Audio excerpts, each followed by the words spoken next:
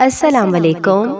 کم سے کم 3 دفعہ کلمہ طیبہ پڑھ کر نیچے کامنٹ میں ڈن لکھ دیجیے۔ اچھا جی، آج ہم بات کریں گے کہ وہ کون سی دعا ہے جو کبھی رد نہیں کی جاتی۔ اس بارے میں ہم آج بات کریں گے، مگر اس سے پہلے ہم یہ جان لیں کہ دعا کیا ہے۔ تو سن، دعا ایک عبادت ہے، دعا ہماری ضرورت ہے۔ دعا اللہ تعالیٰ سے اپنی دنیا کی زندگی اور آخرت کی زندگی کی ضروریات کے بارے میں التجا کرنا ہے، اس سے مانگنا ہے، اس سے سوال کرنا ہے، اس کے آگے گڑ گڑانا ہے، اس کے آگے اپنی عاجزی کا اظہار کرنا ہے اور اپنے مسائل کا حل تلاش کرنا ہے۔ ہم سب جانتے ہیں کہ اس دنیا میں ہم آزمانے کے لیے بھیجے گئے ہیں۔ ہم سب پر آزمائش آتی ہے، ہم سب کے امتحان ہوتے ہیں۔ کوئی بیمار ہو جاتا ہے، کوئی بچوں کی طرف سے پریشان ہوتا ہے، کوئی بچوں کی شادی کے لیے پریشان ہوتا ہے، کچھ لوگ انہونی قسم کی بیماریوں کا شکار ہوتے ہیں، کوئی ذہنی مسائل کا شکار ہوتا ہے تو کوئی مالی مسائل کا شکار ہوتا ہے، کوئی دنیا کے حالات کے بارے میں پریشان ہوتا ہے، اور یہ ہم سب ایکسپیرینس کر رہے ہوتے ہیں۔ اور بعض اوقات تو مسائل کا ایک تانتا ہوتا ہے، ایک مسئلہ ختم نہیں ہوتا کہ ایک اور مسئلہ شروع ہو جاتا ہے، اور انسان اس دنیا میں ان پریشانیوں کی وجہ سے گھبرا اٹھتا ہے۔ امام ابن قیم کہتے ہیں کہ دعا آزمائشوں کی دشمن ہے، یعنی ادھر آزمائش آئی تو اس کا مقابلہ دعا سے کیجیے۔ وہ کہتے ہیں کہ دعا مفید ترین علاجوں میں سے ایک علاج ہے۔ یہ آزمائشوں کی دشمن ہے، یہ مصیبتوں کو دور پھینکتی ہے، ان کے ساتھ گتھم گتھا ہوتی ہے، ان کے واقع ہونے کو روکتی ہے اور مصیبتوں کو ختم کرتی ہے، یا مصیبت واقع ہو جائے تو اس کو تنگ کرتی ہے۔ دعا مومن کا ہتھیار ہے، مفید ترین دوا ہے۔ لہٰذا آج ہم بات کریں گے کہ ہم کس طرح دعا کریں کہ ہماری دعائیں قبول ہوں اور ہم ان مسائل سے جو زندگی میں نبرد آزما ہیں، ہم نبٹ رہے ہیں جن سے، ان کو ختم کرنے میں ہماری مدد کریں۔ تو بات یہ ہے کہ ہم سب سمجھتے ہیں کہ ہم سب جانتے ہیں کہ اللہ تعالیٰ نے ہی ہمیں پیدا کیا ہے اور اسی کی طرف ہمیں پلٹ کر جانا ہے، اور اسی کے ہاتھ میں ہر مشکل کا حل ہے۔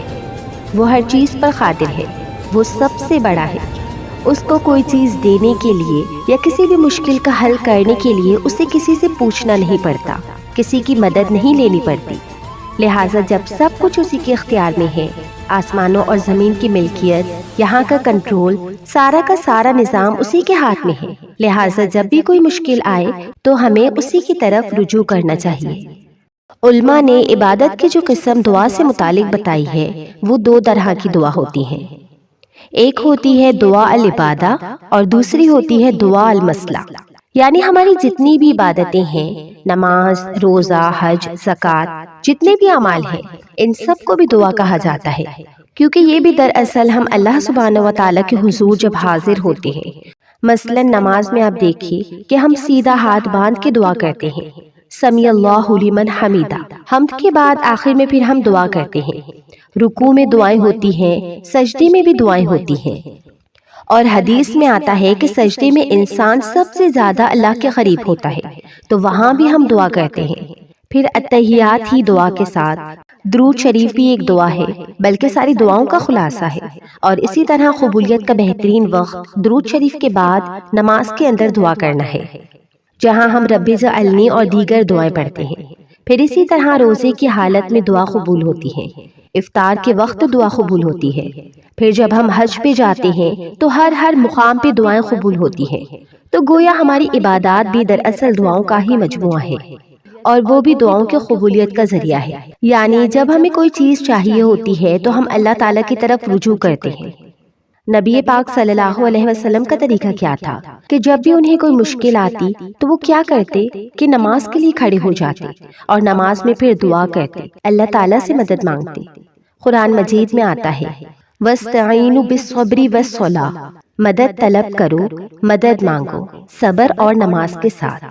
لہٰذا یہ سب کیا ہیں؟ یہ سب دعا العبادہ ہیں۔ اس کا فائدہ انسان کو دنیا میں بھی ہوتا ہے اور آخرت میں بھی ہوتا ہے۔ اب یہاں پہ ہم بات کریں گے دوسری دعا کی۔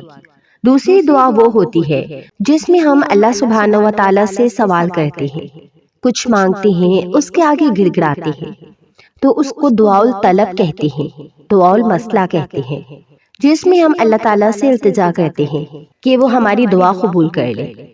اس کے بارے میں اللہ تعالیٰ فرماتا ہے وَقَالَ رَبُّكُمْ أَدْعُونِي أَسْتَجِبْ لَكُمْ، تمہارے رب نے کہا کہ مجھ کو پکارو، مجھ سے مانگو، میں تمہاری دعا قبول کروں گا۔ ایک اور جگہ سورہ بقرہ میں آتا ہے اور تمہارے رب نے فرمایا کہ مجھ سے دعا کرو، میں تمہاری دعا قبول کروں گا، اور جب میرے بندے آپ سے میرے بارے میں سوال کریں تو بے شک میں قریب ہی ہوں، میں پکارنے والے کی پکار کا جواب دیتا ہوں جب بھی وہ مجھے پکارے۔ تو گویا اللہ سبحانہ و تعالیٰ بندے کے بہت قریب ہے۔ ایک اور جگہ آتا ہے ان ربی قریب مجیب، اور بے شک میرا رب قریب بھی ہے اور دعا قبول کرنے والا بھی ہے۔ لیکن دعا کی قبولیت کے لیے کیا کرنا چاہیے؟ ان کو چاہیے کہ وہ میری بات کو بھی قبول کرے، یعنی اگر وہ یہ چاہتے ہیں کہ ان کی دعا قبول ہو، ان کی بات قبول ہو، تو پھر وہ کیا کرے؟ وہ میری بات قبول کرے، میرے احکامات کو بھی قبول کرے۔ تو گویا اللہ تعالیٰ کی اطاعت بہت بڑا ذریعہ ہے دعاؤں کی قبولیت کا۔ اور پھر اسی طرح مجھ پر اعتماد کرے، ایمان رکھے، یعنی دعا کرتے رہیں۔ جب اس کی قبولیت کا وقت ہوگا، جب وہ واقعی قبول ہونی چاہیے، اس وقت وہ دعا قبول ہو جائے گی۔ اس لیے مایوس نہ ہو، اعتماد رکھیں، ایمان رکھیں، یقین رکھیں، تاکہ وہ بھلائی پائیں، ہدایت پائیں، کیونکہ رشد جو ہوتی ہے اس میں ہدایت ہوتی ہے، اور یہ بھلائی کے معنوں میں ہوتی ہے۔ یعنی انسان کی عقل کی دو قسمیں ہیں، ایک وہ ہوتی ہے جس کے ذریعے انسان چیزوں کو سمجھتا ہے، اچھے برے کا فرق پہچانتا ہے، اور ایک ہدایت کی قسم رشد کہلاتی ہے، جس میں انسان اچھے برے کا فرق جان کر انسان بھلائی تک پہنچ جاتا ہے، خیر تک پہنچ جاتا ہے۔ اس لیے رب سے دعا کرتے رہنا چاہیے۔ اسی لیے ابراہیم علیہ السلام نے جب دعائیں کی تھی تو آخر میں فرمایا تھا ان ربی لسمیع الدعاء، بے شک میرا رب ضرور دعاؤں کا سننے والا ہے، یعنی وہ تو لازماً دعائیں سنتا ہے۔ اور السمیع کا لفظ اس کا مطلب یہ نہیں کہ وہ صرف سن لیتا ہے اور بس بات ختم، نہیں، اس کا مطلب یہ ہے کہ جیسے ہم رکوع سے سر اٹھاتے ہیں تو کہتے ہیں نا سمیع اللہ لمن حمیدہ، کہ جو اللہ کی تعریف کرتا ہے اللہ تعالیٰ اس کی حمد کو سنتا ہے، بلکہ مطلب یہ ہے کہ اس کی حمد کو قبول بھی کرتا ہے، دعاؤں کو قبول بھی کرتا ہے۔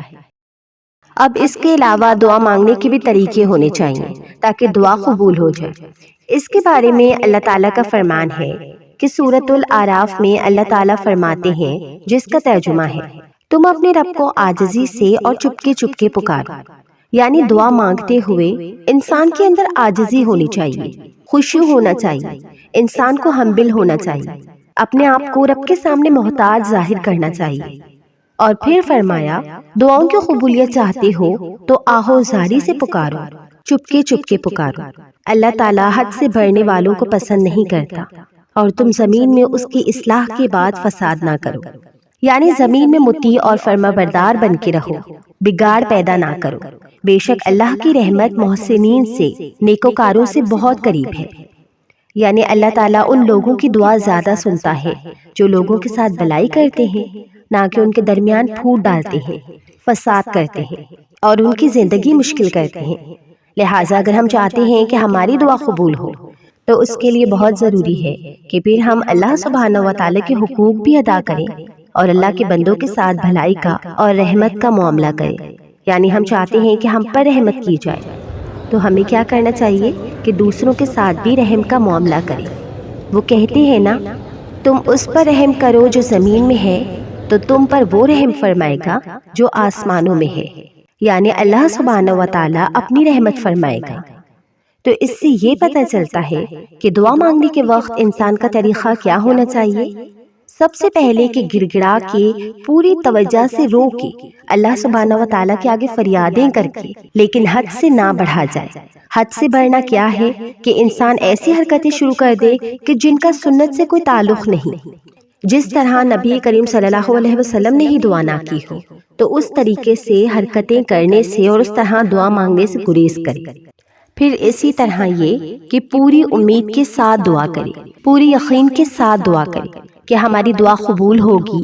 اللہ تعالیٰ سے نا امید نہیں ہونا چاہیے، خوف رکھتے ہوئے اور امید کے ساتھ دعائیں کرنی چاہیے۔ یعنی انسان دعا مانگنے سے رکے نہیں بلکہ مانگتا رہے۔ دیکھا جائے تو اللہ تعالیٰ کو انسان کی دعاؤں کی ضرورت نہیں ہے، کہ بندہ اس سے ضرور مانگے۔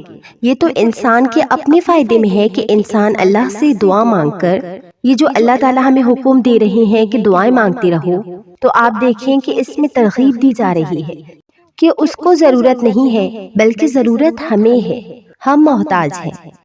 سورہ فاطر میں اللہ تعالیٰ فرماتے ہیں کہ اے لوگو، تم سب اللہ کے محتاج ہو اور اللہ بے نیاز ہے، تعریف والا ہے، یعنی محتاج ہم ہیں، ضرورت ہماری ہے اور اللہ بے نیاز ہے، اس کو ضرورت نہیں ہے، اس کو کسی کی محتاجی نہیں ہے کہ کوئی دعا کرے گا تو اس کی شان بلند ہوگی۔ ارے وہ تو پہلے سے ہی بلند شان کا مالک ہے۔ ایک حدیث قدسی میں آتا ہے کہ اللہ تعالیٰ فرماتے ہیں، اے میرے بندو، تم کبھی مجھے نقصان پہنچانے کی طاقت نہیں رکھو گے، یعنی میرا کچھ نہیں بگاڑ سکتے کہ مجھے نقصان پہنچا سکو، نہ کبھی مجھے فائدہ پہنچانے کے قابل ہوگے کہ مجھے فائدہ پہنچا سکو۔ تو کیا مطلب کہ ہم اللہ تعالیٰ کا نہ نقصان کر سکتے ہیں اور نہ ہی اس کو فائدہ دے سکتے ہیں۔ اسی طرح ایک اور حدیث میں آتا ہے کہ اے میرے بندو، اگر تمہارے پہلے والے اور تمہارے بعد والے اور تمہارے انسان اور تمہارے جن سب مل کر بھی تم میں سے انتہائی متقی انسان کے دل کی طرح ہو جائے تو اس سے میری بادشاہت میں کوئی اضافہ نہیں ہوگا۔ اگر ہم سب کے سب مل کر بہت نیک بھی بن جائیں تو بھی اللہ تعالیٰ کو کوئی فائدہ نہیں۔ ہم اپنا سارا مال بھی خرچ کر دیں تو اللہ تعالیٰ کا کچھ بھی فائدہ نہیں، بلکہ اس کا ریٹرن خود ہم ہی کو ملنے والا ہے۔ تو بات یہ ہے کہ دعا انسان ہی کو فائدہ دیتی ہے، لہٰذا دعا مانگتے رہنا چاہیے، کیونکہ دعا ایک عبادت ہے۔ ہم اپنی زندگی میں جتنی بھی دعائیں کریں گے اتنی ہی زیادہ اللہ تعالیٰ کی محبت پائیں گے، کیونکہ نبی پاک صلی اللہ علیہ وسلم نے فرمایا، اللہ کے ہاں دعا سے بڑھ کر کوئی چیز عزت والی نہیں۔ یعنی ہم بندوں سے اگر مانگتے ہیں تو وہاں کیا ہوتا ہے؟ ذلت ہوتی ہے۔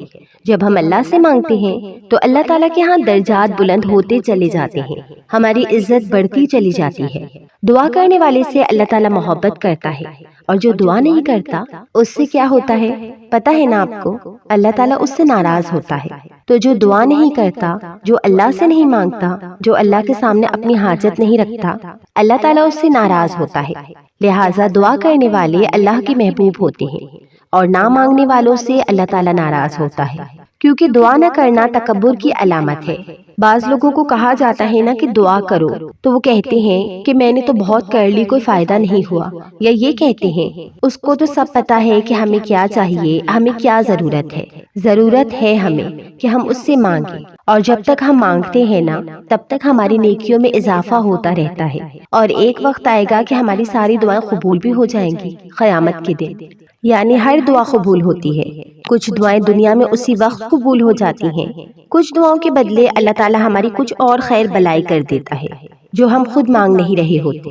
اللہ تعالیٰ وہ چیزیں ہمیں عطا کر رہا ہوتا ہے جو ہماری اس دعا کی قبولیت سے زیادہ بڑی ضرورت ہوتی ہے، اور کچھ دعائیں ہماری آخرت کے لیے وہ سنبھال کے رکھ لیتا ہے۔